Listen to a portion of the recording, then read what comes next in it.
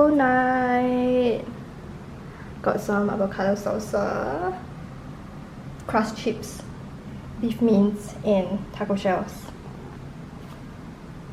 Happy? Happy Mansuri. Happy Mansuri.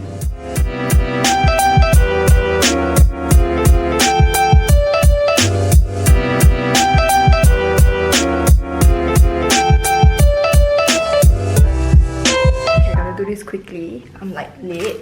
We are going to watch a movie. We're gonna watch Parasite finally. So yeah, Ray is waiting downstairs for me, and then I just gotta quickly get out of the house and catch the movie.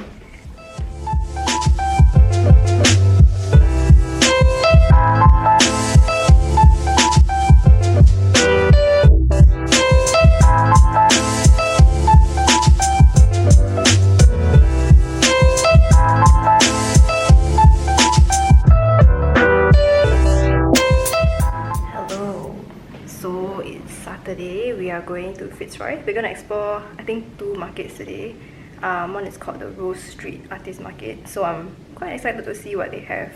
Maybe buy some homemade stuff if they have. And then there's also like, I think the Fitzroy Market, which is like the fresh produce and everything. So we're just gonna check it out today.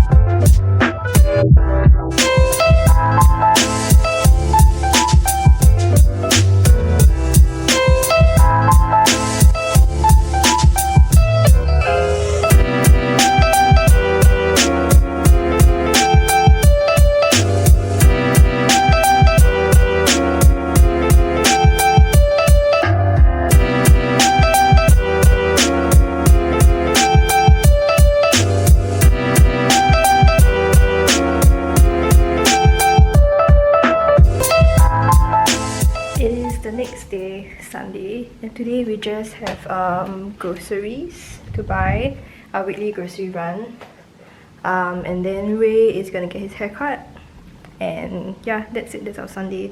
Not very busy, but routine stuff. Who's gonna cut his hair? You? No. No? No.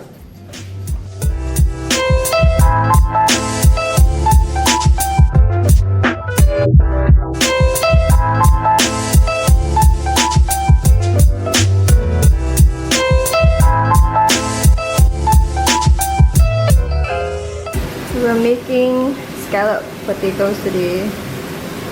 Hope it will be yum. Making the sauce. The potato mix is ready.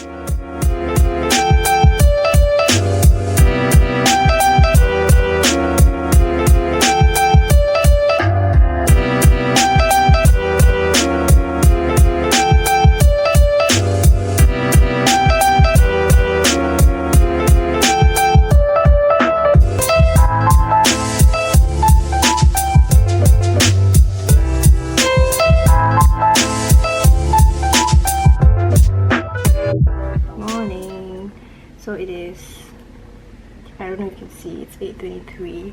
I roughly have about 30 minutes to get ready. So we're going on a road trip today to Mornington Peninsula.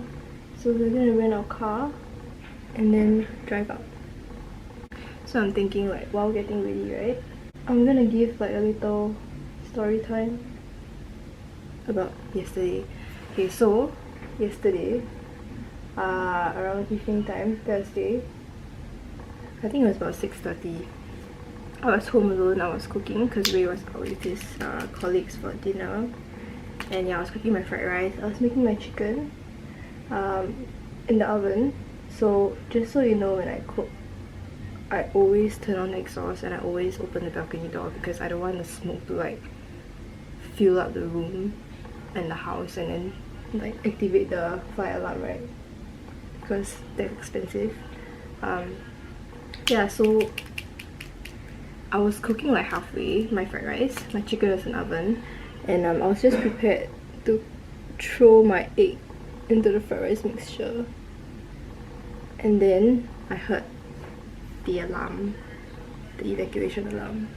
So just let me refresh how the evacuation alarm sounds like. I'll just insert a clip here. Evacuate now. And also link like a card about the previous vlog where I talked about it.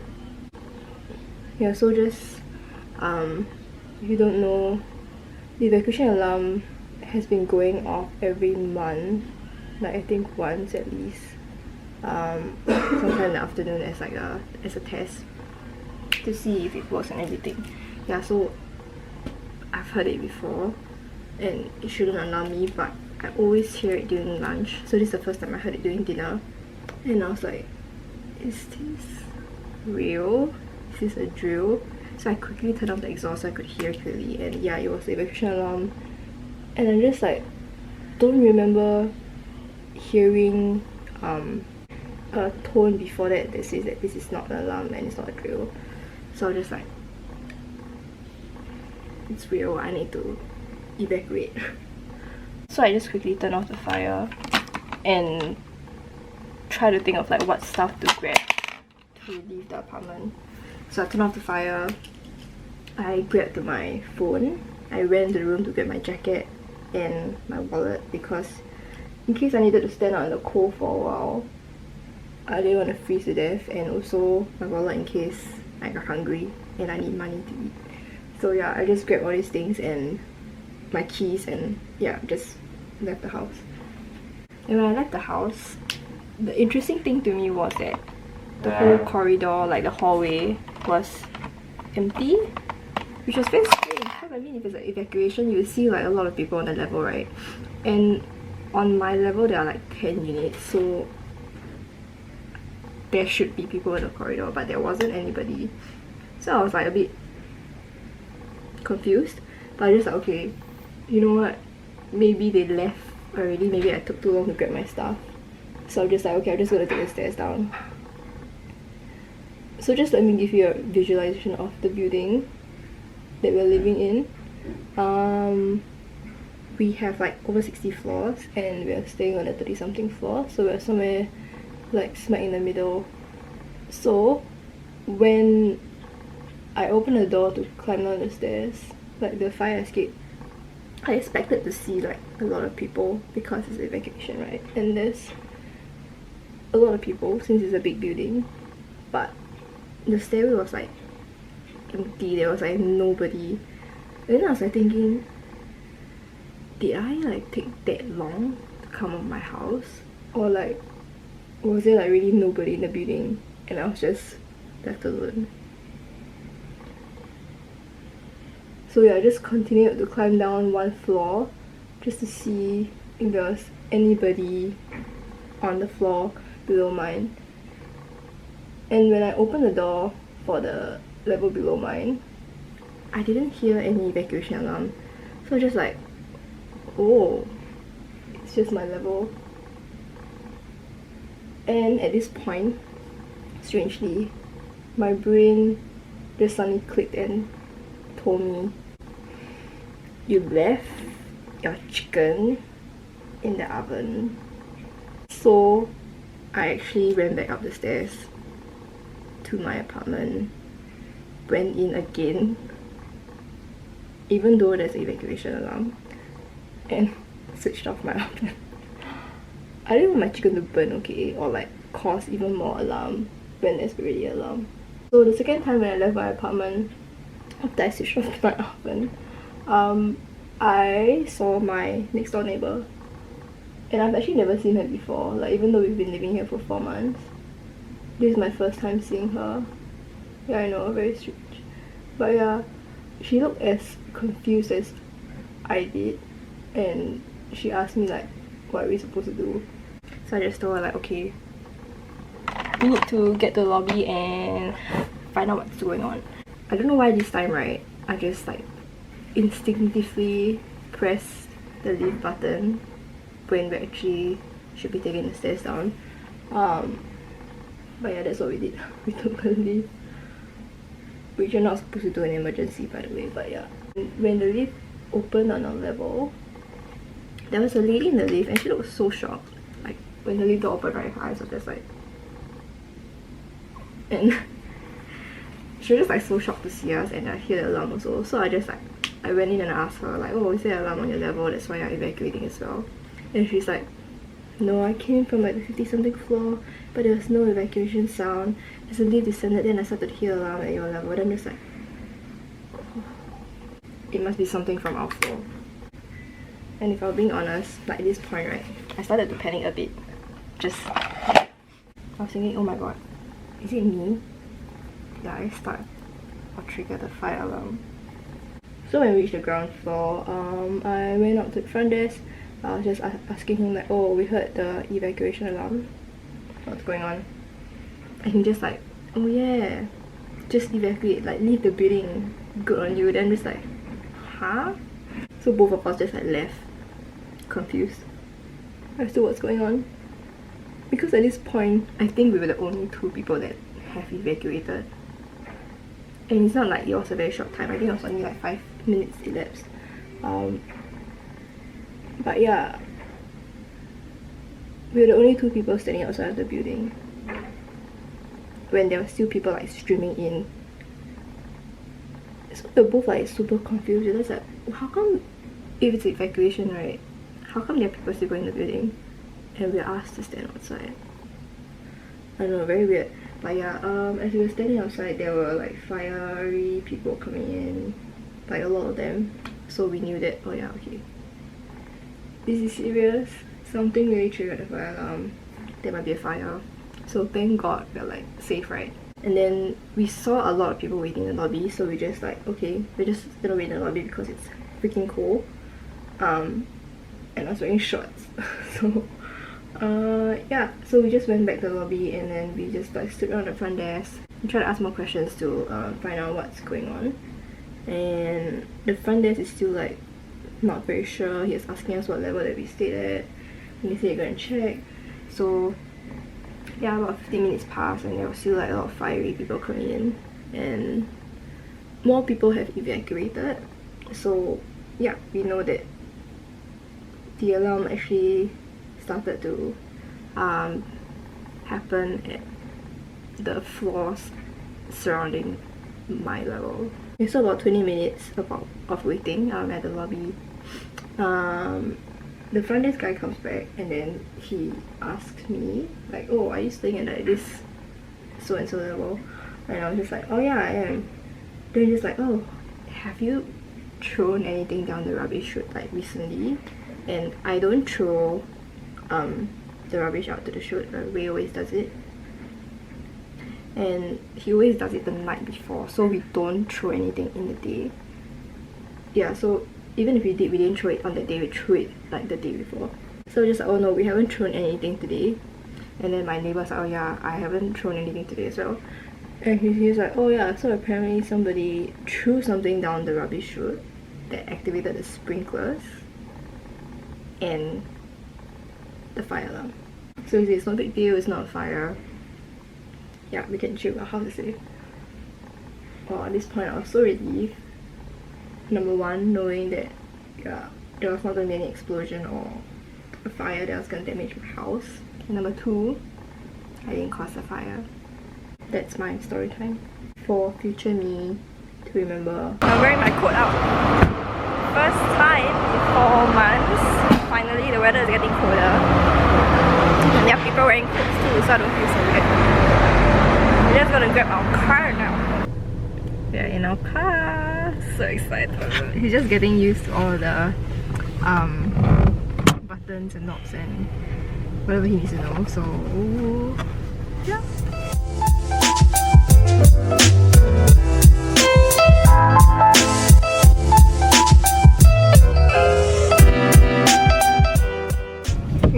the strawberry farm, but it's raining.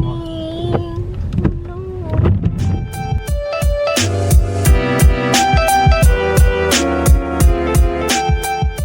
We're back in the car because it's so cold outside.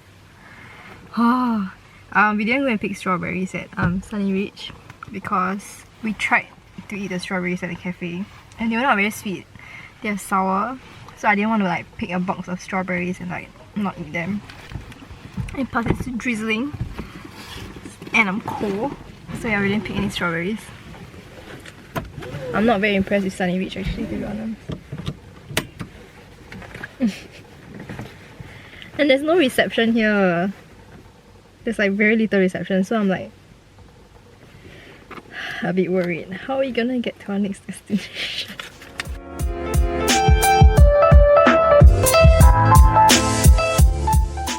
We have arrived at National Park. Where's the sign? Oh, there it is. And it's so nice. It's so nice here. Let me show you.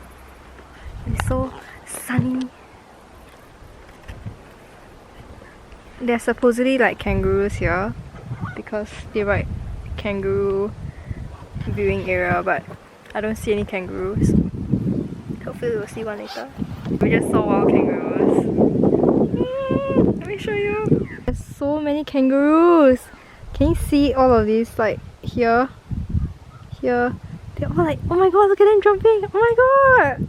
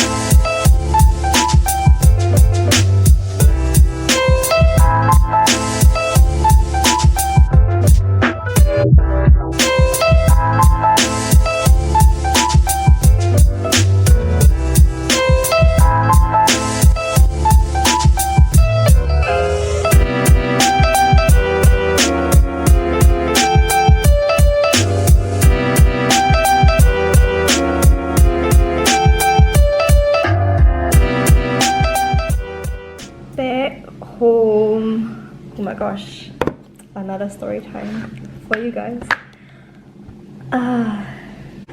Just let me set this so I can speak with my hands, so I can be expressive. Okay, back home. So it's actually 6:30 now.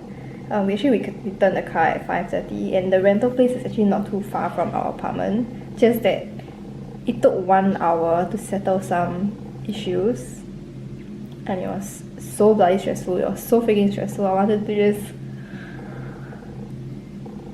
I was like this close to giving up, but I stood my ground. So when we rented the car, there were so many minor scratches on the car, and there was like some quite prominent damages of the car as well.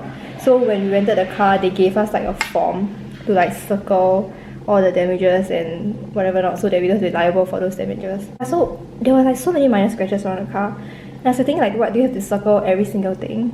So I just like, okay, never mind, just circle the major ones. And then yeah, I only just took photos of all the major ones as well. Yeah, and then we just went out our merry way. And then on the road trip, we didn't hit anything. We were quite sure because we drove way under the speed limit, and we park our car at parking lots. We always park at like empty lots, and we always do like back in.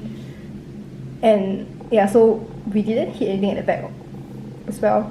So when we came back, and the guy took the car, and then he started to like brush at like some scratches at like the rear headlights, and he was just like, oh, this is like new. And I'm just like, what?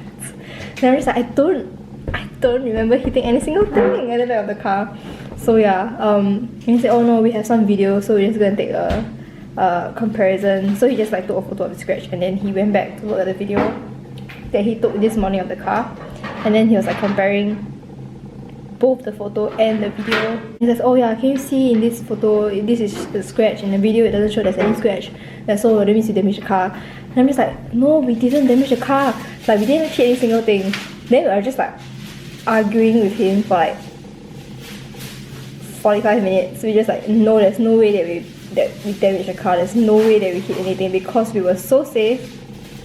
And if we hit anything, we would know and we would be honest about it because we are honest people. Yeah. And then maybe through arguing, right? Yeah, like so many other customers that came in. And then there's also another Singaporean, two Singaporean ladies that came in who also encountered similar problems. That I think he apparently also accused them of damaging the car. Yeah, but then I think after that, like the Singaporean ladies managed to settle their issue because they were like super fierce. And I was just like, do I have to be like that fierce too? So I was like telling Ray, okay, we need to stand our ground, we need to like prove that we are innocent. So I went back to scour through my photos in my library, and there was like one photo but it doesn't show the whole rear headlight clearly, but it shows like a bit, and it shows that there's like some discoloration of the rear headlight. So we just like kept arguing using that photo, like no, this shows there's like scratches. He's like saying, oh no, this don't have. So he brought out the car again, and then we checked again, and we just like stood there outside arguing about the scratches. I think after in the end he called his manager, and then I think his manager also couldn't remember whether it was old or new like scratches. And then he like did some ash test, is it? Yeah. Some ash test, like what, rubbing against the scratches. If it's a new scratch, there'll be like ashes. If it's old, then there will not be any ashes. And yeah, there was not any ashes. So just like, oh yeah, since there's not any ashes, then I'll just take it as it was an old damage. So finally settled. Oh my god, it was so freaking stressful. But I also don't blame the guy that came to check our car because he's just doing his job. And if they did find any, right, it's on him to pay the damages, and the damages is like super expensive, like over $1,000. So yeah, I don't blame him also for doing his job, but at the same time, like, we didn't hit the car, you know, so yeah, it was very stressful. But you're back home, you can chill, you can have dinner. Ray is at the back preparing dinner first while I go on this rant. So today, we're just gonna pack. We're going to the Gold Coast next Tuesday. Yay! Whoop whoop. Yeah, we're going to the Gold Coast next Tuesday. So we're just gonna start packing today. And then we'll probably go to the gym later, late afternoon. I'll probably end like the vlog for the last 2 weeks today because I think I have a lot of footage from yesterday at Mornington. And I don't want to get too long. So yeah, I'll just end today after I pack and gym. Okay, so luggage wise, we're just gonna bring this small cabin size one, and then our 2 backpacks. We didn't buy any trekking luggage, so this will have to suffice for 5 days for the both of us. Almost done packing, like probably 90% done. This is Ray's side and this is mine.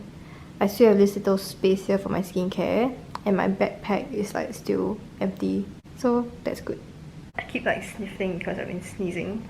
It's so freaking cold.